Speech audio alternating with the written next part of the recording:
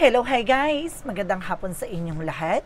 This is Gina Rodriguez, Mama Sagari Channel, a faith healer o Zamatar reader.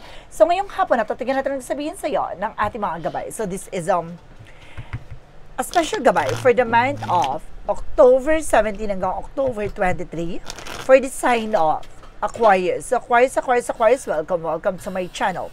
Ano kayang messages, advices, and spirit guides ang ating masasaga for today's video?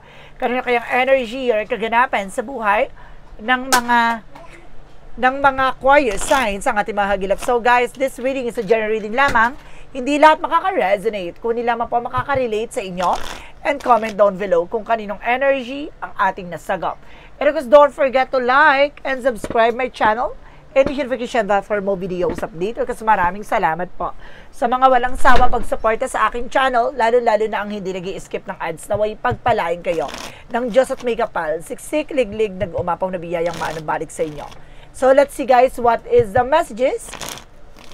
Advices sa iyo ng ating angel spirit for the sign of Aquarius. So let's see and watch this. Alamin na natin, natutuklasin natin at bubulabugin natin anong kaganapan sa buhay mo ang ating mahagilap. So guys, eto na. So let's see. Angel Spirit, please give me information po. There's a devil card. There is a negativities, no? There is something, a black magic involved, rather, no? May mga bagay na maaaring nagbigay ng pamalas or nagbigay ng delays and cancellation sa anumang plano or eksena mo. There's an Eight of Swords, see? There's a lot of toxicity or negativities around you. You're feeling isolated or hydrated, no? Exhausted, sorry. This is something, negativities around you. Kumbaga, feeling mo nakakulong ka na sa situation, parang feeling mo hindi ka makakilos, hindi ka makagalaw. And there's the Lovers. Oh my God!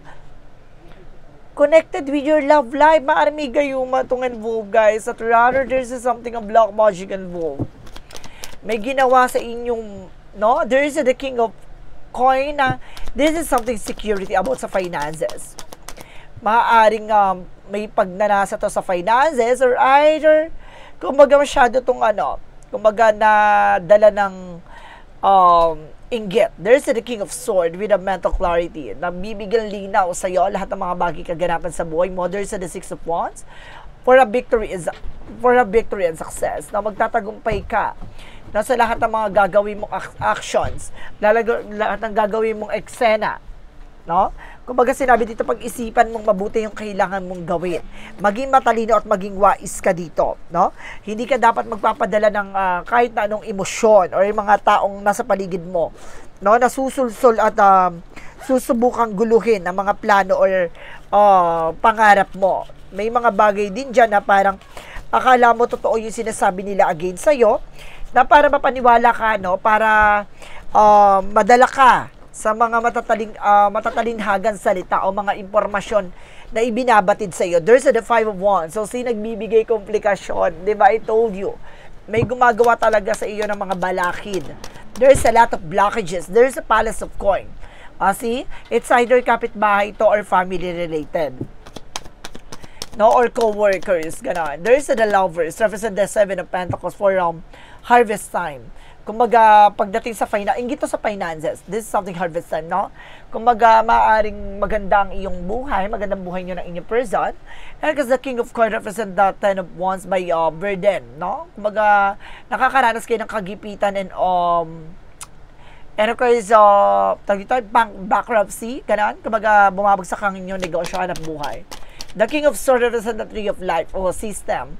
And of course, the Tree of Life is a family. Ibig sabihin talaga na maaaring magbigay liwanag sa ito about sa pamilya. Inggit sa pamilya nga sinumpa or maaaring ginayuma ang person mo.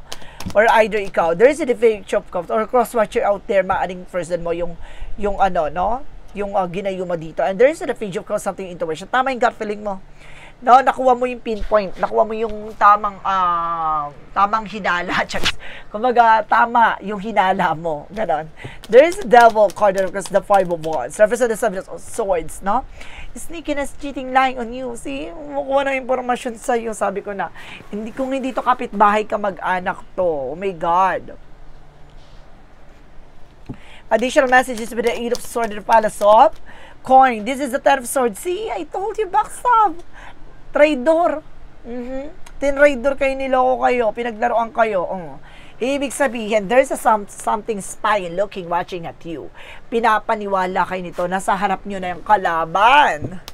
What is the lovers in the 7 of coins? So this is the full card. Oh, sabi ko na, this is something information na parang pinaniwala kayo na this is something investment or something partnership, and this is a 6 of cups, no?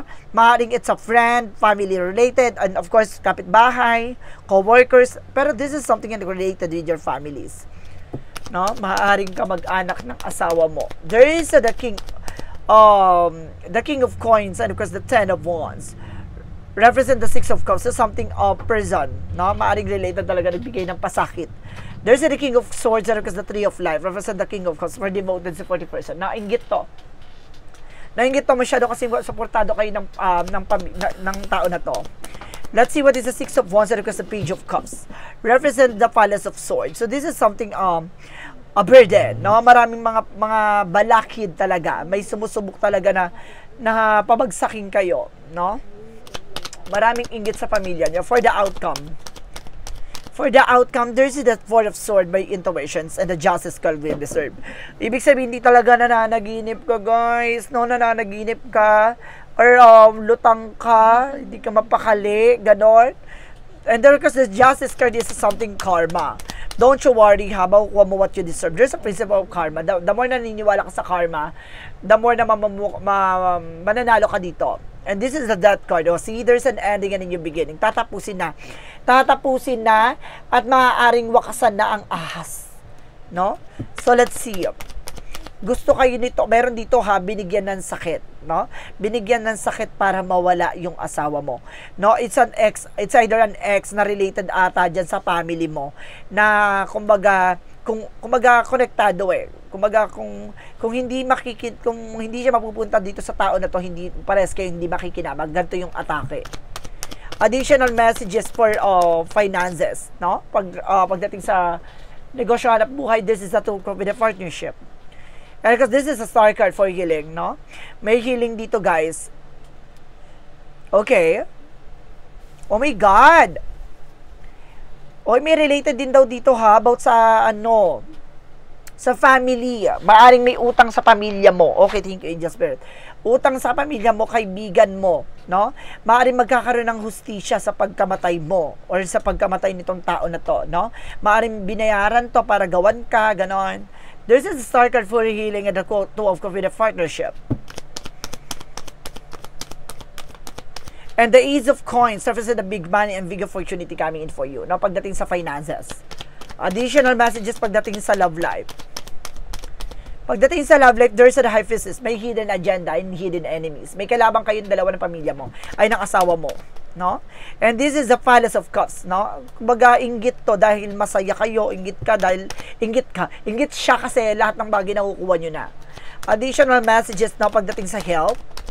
So this is the Page of Swords, no? Get more information. Marami ka pang dapat makakuha ng informasyon. There's an 8 of something, letting go, no? Pakawalan at bitawan mo yung mga bagay na nakakasama sa inyo. No, marunong ka dapat, kumbaga, kilatisin yung mga tao sa paligid mo. Kasi nai-stress ka din, no? Dahil din sa mga tao na yan. Ganon. So let's see. Additional messages. About naman tayo sa Magical Fairy Messages. Magical Fairy Messages represent what? Represent summer. No, ngayon summer season, maaaring masagot na lahat ng katanungan nyo. And because this is something love life, konektado talaga sa love life, guys. Ibig sabihin, kung hindi to third parties, or either it's something inggitera, no? What is a yin and yang oracle card? Represent wish fulfillment. So, may mga bagay na may isa sa katapanan na. And there's a limitation. Labanan mo yung takot at pangamba mo. And this is something rejection, loss, no? Maraming bagay na marunong ka dapat tumanggi o marunong ka dapat pakawalan yung mga taong hindi na mag-deserve sa'yo, no? Lalo na yung mga taong may lumalapit lang sa'yo pag may kailangan. Additional messages for synchronicities. And there's a success coming in for you. Magsasuccess ka na at the end of the time. And there's a something, friends, no? Kumbaga, maaaring mas bata ka sa person mo o mas bata tong tao na to sa'yo. And there's a block. No, binlock ka talaga, guys. There's a something block. No? Ginawa ka talaga na isa-isa din sa part nito ay maaaring ginawa ka ng sumpa. No? Para hindi, para mawala yung swerte. Or either hindi, magtuloy-tuloy yung kabalasan. No? Magtuloy-tuloy yung trahedya, magtuloy-tuloy yung problema nyo. So, let's see what is additional messages for our romance ages for Mystic Love Oracle deck. Kaya nagka-leche-leche ang inyong relasyon. No? Nagkakaroon ng back and forth. Hiwalay, balikan, hiwalay, balikan. There's a soulmate connection. Soulmate kayo na person na to. And there's a missing you. Miss nyo ng isa't isa. Or, atake. And there's a something truth. Malalaman mo ang katotohanan na may nagmamatsyag at may sumusubaybay. So, let's see what is an energy. Represent what? For the energy, represent what? For the energy, represent for Shakar kang Herapail for healing. And this is something a patient. So, habaan yung pasensya mo. There's a perfect timing. Darating yung araw na makakabango. Na darating yung araw makukuha mo yung hustisya at karma na nararapat para sa'yo. There's a balance of angel. Or there's an angel of balance, no? Ginagabayan ka dito na pananatiliing balanse ang iyong sitwasyon. For Archangel Michael messages. Archangel Michael, messages for your ism, self-respect. No, kailangan mo na respeto sa sarili mo. Masyado mo siguro pinipressure yung sarili mo sa lahat ng kaganapan sa buhay mo ngayon.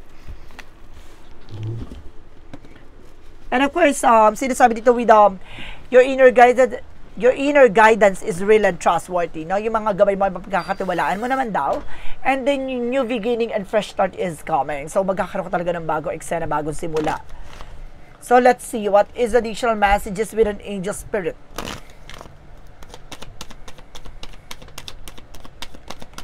And there's a moonstone, mystery, intuition. Tama talaga, may misteryo talaga sa likod.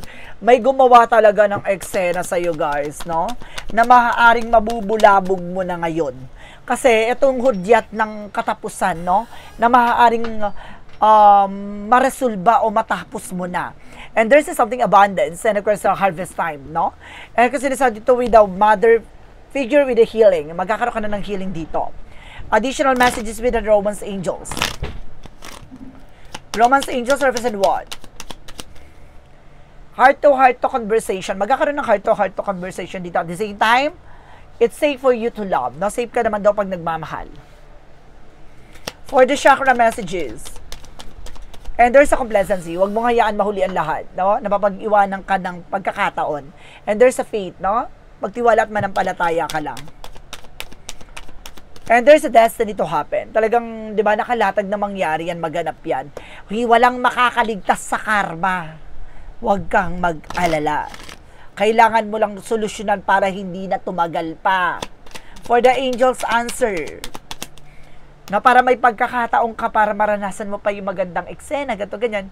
Kailan ka gagawa ng action kung kailan may edad ka na? 'Di ba? Hindi mo mababali yung ginawa sa yung sumpa kung hindi mo to susolusyonan. Maaaring magwakas to, pero darating yung araw na parang, 'di ba, magwawakas siya pero hindi ka na makakabawi sa sarili mo. Ganon. Kung magtatanda ka na lang, kung kailangan it's time to step up. No? Kailangan mo ng kumilos. There is a choose new direction. Kailangan mo makakuha ng bagong direction.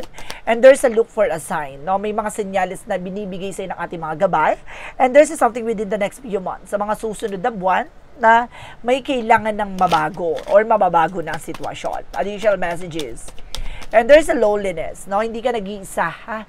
Huwag ka mag-alala. And this is a death card. Double clarification na maaaring wakasan at tapusin na. No? Or kailangan mo na talagang may matapos na eksena na to. Additional messages. And there's a teaching, no? Kumbaga maraming nagtuturo sa'yo, may nagbibigay na impormasyon sa'yo Kaya makinig ka. At sinasabi dito, this is something support, no, with the guidance. No, sinusuportahan ka ng ating angel spirit na you need to pay attention. So let's see what is Archangel Raphael messages. Archangel Raphael messages for you. Diet is more important here. Na kailangan nyo mag-diet, guys. And this is something children's. Connected with your children's, guys. Naapektuhan siguro yung mga anak nyo or kailangan ng tulong ng mga anak nyo. Or meron ding gawa sa mga anak nyo. Additional messages. And there's a fall into the arms. No? Surrender. Hold the opposite. And their experience of life. So may mga bagay dito na kailangang pakawalan, bitawan. Kumbaga, may mga pagkakaiba or may mga kaganapan na iba-iba ang mga nangyayari. And this is something, the 7-star sister. No? Ginagabayan kayo ng ating angel spirit. Kung may 7 archangel, may 7 mga Mary. This is something a Lady of Mary na 7 na maaaring ginagabayan ka. Diba may Lady of Therese, diba? Mary of Therese, ganun. And don't let your past hold you back. Huwag mo na rin balik-balikan na nakaraan. Diba? And of course, have faith in your dreams, no? Magtiwala ka sa mga pangarap mo. Mary of Lourdes, diba meron ganon? Lady of Lourdes, and something, meron pa yung Mary of Fatima, diba may mga ganon? And this is something Jesus loving quote said, take there no thought for the morrow shall take thought for the things itself. So, papakita sa iyo yung bukas na nararapat sa iyo. Hintayin mo. Huwag mong pangunahan. And of course, sinasabi dito, solusyonan mo. Gawa mo ng action. Huwag kang magmadali. Hayaan mong mag-unfold yet naturally. And this is something my Father give you the true bread from the heavens. So, see, binibigay, hinahain sa iyo yung mga karapat-dapat na magpapabusog sa iyo. Hindi naman yan ibibigay ng ating Panginoon kung wala kang matututunan, wala kang malalaman dyan. Ibig sabihin, ibinibigay yan sa iyo kasi alam niya na kayang-kaya mong gampanan, no, ang pagsubok na inahain niya sa iyo. For the angel's number, represent what? For the angel's answer, represent what? Represent 4444, blessed in disguise. So, sinasabi dito, there might be some difficult ahead, but you will push through. You got this if you have been struggle or feeling lost. The winds of the change will blow in your favor. If you have been suffering and feeling lost, some things may fall apart, but you're building a framework from something much better hanging there. So see, magtiwala ka, lahat ng mga bagay na yun, it's a blessing in disguise. Kaya yan ibinibigay, may dahilan, kaya yan ibinibigay, pinoproteksyonan ka, kaya yan nangyayari kasi kumbaga, ayon sa kalooban ng Diyos. Kaya, lahat ng mga bagay na it's a perfect timing. It's a God will. So let's see, what is the messages of life? Messages of life represent what? Represent connect into the light, crossing into the light. Now, there's something crossing into the light. Today, I face new bridge that I must cross on the journey to the inner transformation. Today, like every day, I will practice the law of universal love. Thus, I will deal with the current situation in a positive way so that I continue to grow and evolve. As I cross this bridge on my way towards the light, I am reminded of the true meaning of life. Nakita mo ang kahulugan ng buhay. Nakita mo ang kahulugan ng ibinigay sa yung kumbaga, pagsubok ng ating pong may kapalit. Kasi may mga bagay na kumbaga, nakikita mo sa iba na iba-iba yung nangyayari, nagsasucess na sila sa ginagawa. Kasi iba yung way nila, iba yung path nila. Diba? There is something two-path, no? Kumbaga, may mga linya or may pagdadaanan ka na maaaring parehas kayo, no, natatahakin, pero biglang liliko ka na iba na yung pagdadaanan yung dalawa. Kasi iba-iba tayo, iba-iba yung pangyayari sa buhay natin at iba-iba yung lessons na mabibigay sa atin, no? Kumbaga, at the end of the time, magkukross yung line na yan na makikita, no, na magsasama at malalaman mo ang kahulugan ng tagumpay. Dahil lahat ng tagumpay, masarap mata mo kapag pinaghirapan mo lang talaga. No, guys, this is a special gabay for the month of October 17 hanggang October 23 for the sign of Aquarius. So, Aquarius, maraming salamat for this wonderful reading. So, once again, this reading is a general reading lamang, hindi lahat makaka-resonate. Kung lamang po makaka-relate sa inyo, and comment down below kung kaninong energy ang ating nasagop. And of course, don't forget to like and subscribe my channel and the notification bell for more videos updated kasi maraming salamat po. sa mga walang sawang pagsuporta sa aking channel, lalo na ang hindi nag-skip ng ads na way pagpalain kayo ng Diyos at may kapal. Siksik, liglig, nag-uumabaw na biyayang manang balik sa inyo at maraming salamat po. And see you in the next video. Bye-bye! And babush!